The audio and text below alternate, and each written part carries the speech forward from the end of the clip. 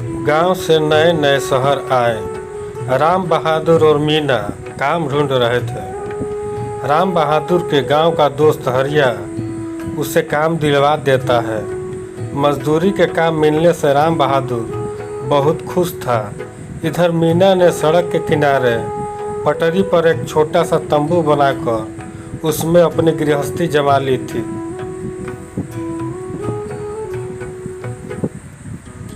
एक नन्ही सी बेटी कंचन, जो कि अभी बस 6 साल की थी, उसे कुछ समझ नहीं आ रहा था।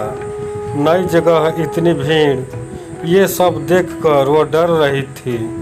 मीना ने कंचन को अपनी गोद में बिठाया और कहा, बेटा डरो नहीं, हम शहर में आए हैं, यहाँ बहुत पैसा कमाएंगे, तुझे अच्छे से पढ़ाएंगे। यह सुनकर कंचन ने पूछा, माँ, हमारा गांव में इतना बड़ा मकान था, उसे छोड़कर यहाँ छोटे से पन्नी के मकान में क्यों आ गए? यहाँ हमारा घर नहीं है, तो अपने गांव चलो। कंचन की बातों का मीना के पास कोई जवाब नहीं था।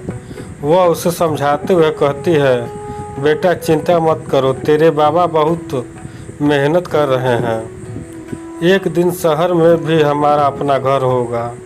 शाम को राम बहादुर वापस आया। उसे जो मजदूरी से पैसे मिले थे, उनसे वो खाना बनाने का सामान ले आया।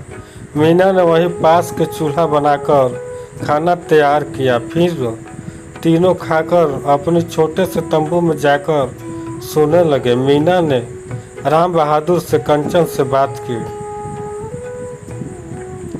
राम बहादुर ने कहा, अगर सही से काम मिलता रहा और कुछ पैसे बच गए तो किराए पर एक छोटा सा कमरा ले लेंगे। अगले दिन राम बहादुर काम पर चला जाता है। मीना कंचन को लेकर काम ढूंढने निकलती है। अपने तंबू को बंद करके दोनों माँ बेटी पास ही के गली में पहुंच जाती है।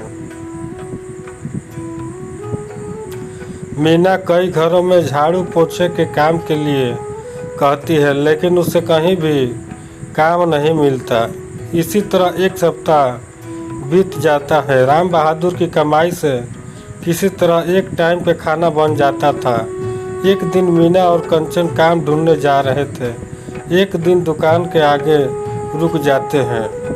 वहाँ सामने शीशे में शोकेस में एक सुंदर सी चांदी की पायल रखी थी, जिसे देखकर कंचन रुक जाती है। कंचन कहती है, माँ, ये मुझे चाहिए, ये छम छम करती पायल पहननी है। मीना उसे समझाती है, बेटा ये बहुत महंगी होगी, हमारे पास तो खाने के भी पैसा नहीं है, यहाँ कहाँ से ला पाएंगे। लेकिन कंचन गुस्सा हो जाती है। वह जिद करने लगती है। मीना उसे किसी तरह समझाकर घर वापस ले आती है। शाम को कंचन बिना खाए सो जाती है। मीना राम बहादुर को सारी बात बताती है। राम बहादुर कहता है, तू चिंता मत कर, यही पास बाजार में नकली पायल मिलती है,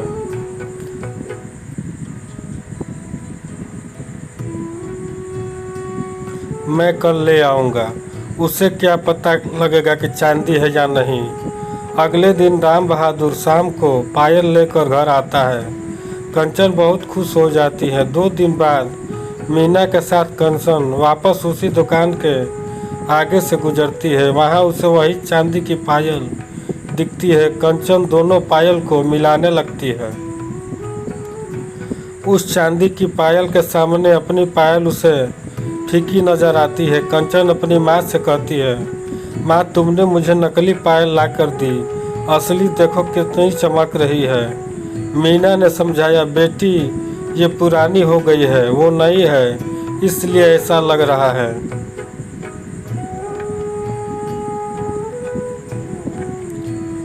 लेकिन कंचन को मीना की बात पर विश्वास नहीं होता। वो फिर से गुस्सा होकर घर आ जाती है। शाम के समय राम बहादुर घर वापस आता है।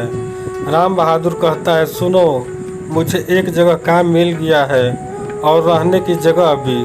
साथ ही मेरे सेठ के घर में मैंने तेरे लिए बात कर ली है, उसे ही घर में तुझे काम करना पड़ेगा। मीना कंचन के सो जाने के बाद राम बहादुर को सारी बात बताती है।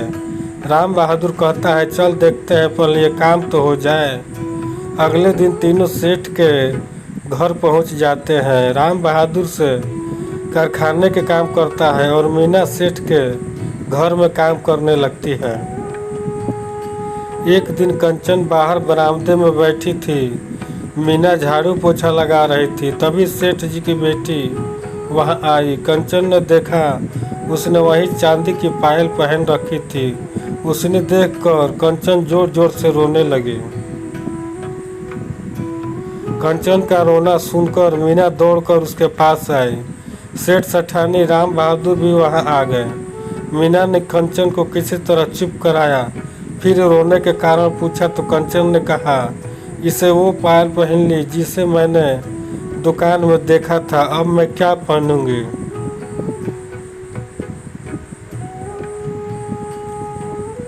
सेठ जी ने पूछा तो राम बहादुर ने सारी बातें बता दी। यह सुनकर सेठ जी ने कहा, बच्चे सबके एक जैसे होते हैं, चल मैं इसके लिए तुझे पायल दिला देता हूँ, थोड़े थोड़े पैसे मजदूरी में से कटवा लेना। शाम को वापस आते समय सेठ जी ने कंचन के लिए पायल खरीद ली। राम बहादुर ने कंचन को पायल दी तो वो बहुत खुश हो गई। अगले 7 महीने तक मीना और राम बहादुर अपनी मजदूरी से थोड़े थोड़े पैसे कटवाते रहे।